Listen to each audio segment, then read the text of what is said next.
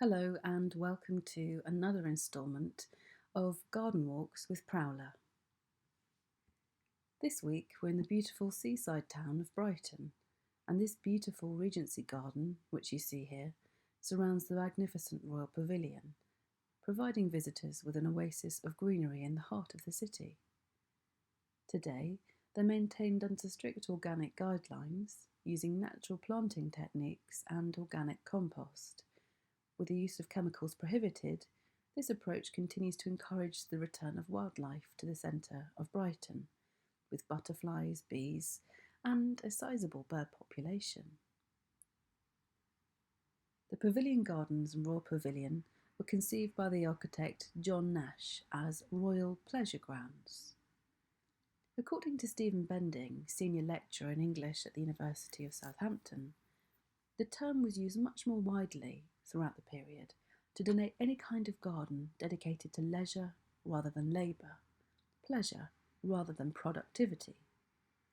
Such gardens might be large or small, attached to townhouses or spread across many acres in a country estate, but they all held in common an ability to raise questions about the nature and purpose of pleasure, including the kinds of enjoyment one should or should not have in such a space. The gardens in Brighton were not open to the public until the Royal Pavilion had been sold to the town in 1850. A range of bylaws were applied to visitors to prohibit smoking, intoxication, begging, games, and, more interestingly, anyone who could be described as having ragged or offensive attire, which may very well exclude half the population of Brighton by conservative standards today. According to its head gardener, it's the only completely restored Regency garden in the country, and the garden design features an informal planting style inspired by nature, planted with a mix of native, Chinese and Indian plant species, with lawns and beds of mixed shrubs and floral plants crossed by curving paths. The style is called more formally as nature-assisted or picturesque, with the garden framing the views of the pavilion. Due to its naturalness and many native plants, the garden is a haven for wildlife, and the grass is kept longer, also in keeping with Regency principles.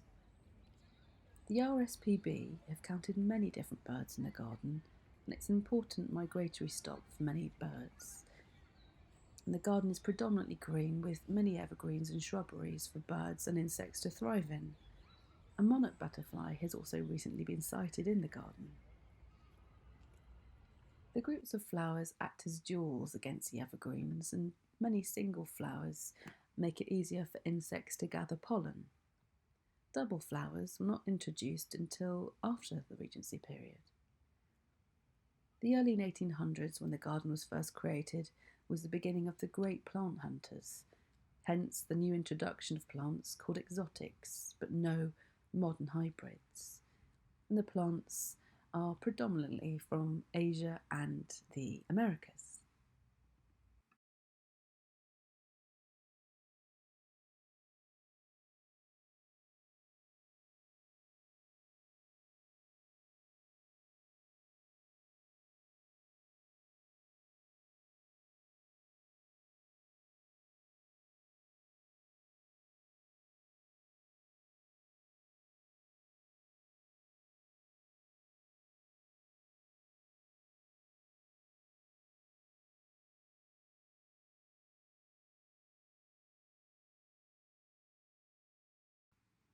As we come to the end of our walk today, I did think about going on a brief detour of the lanes as they are connected to the Pavilion Gardens. The lanes were once the heart of the old fishing town of Brighthelmston, and they are the historic quarter of Brighton with an intricate maze of twisting alleyways offering an extraordinary mix of history and heritage. You have vintage shops, antique shops, comic book shops, and many record shops that are still active today, which is quite rare. And as you can see, it's an incredibly popular destination for visitors. So do bear that in mind if you're not into crowds. And also just the most amazing cafes and pubs as well. So I highly recommend visiting the lanes if you're going to come to this part of Brighton. And also we'll finish up with the South Downs as something else you can't miss if you're coming to Brighton.